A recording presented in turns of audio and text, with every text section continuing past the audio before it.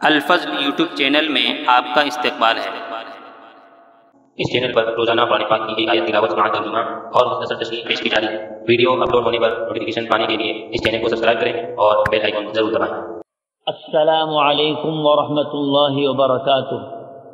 میرے دینی و ایمانی بھائیوں اور بہنوں، سورہ انعام آیت نمبر 11 پیش خدمت ہے۔ اعوذ باللہ من الشیطان الرجیم، قل سیروا فی الارض ثم انظروا کیف کان عاقبۃ المکذبین۔ آپ فرما دیجئے کہ ذرا زمین میں چلو پھرو، پھر دیکھ لو کہ تکذیب کرنے والوں کا کیا انجام ہوا۔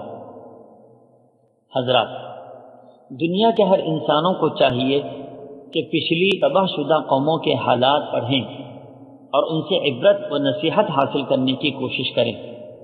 ان قوموں میں بڑی بڑی مہذب قومیں بھی تھیں، سلطنت و اقتدار بھی انہیں حاصل تھا۔ بعض علاقوں میں ان کے آثار اور کھنڈرات اب بھی باقی ہیں، اس کو دیکھیں اور سبق لیں۔ ادھر ادھر پھر پھرا کر عبرت کی آنکھوں سے ان کے انجام کو دیکھ لیں۔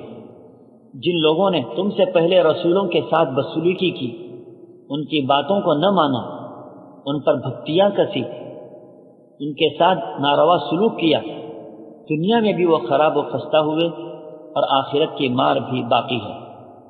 رسولوں کی بات ماننے والوں کو ہم نے دنیا جہاں میں بھی ترقی دی ہے اور دیں گے، اور وہاں آخرت میں بھی ترقی و کامیابی عطا کریں گے۔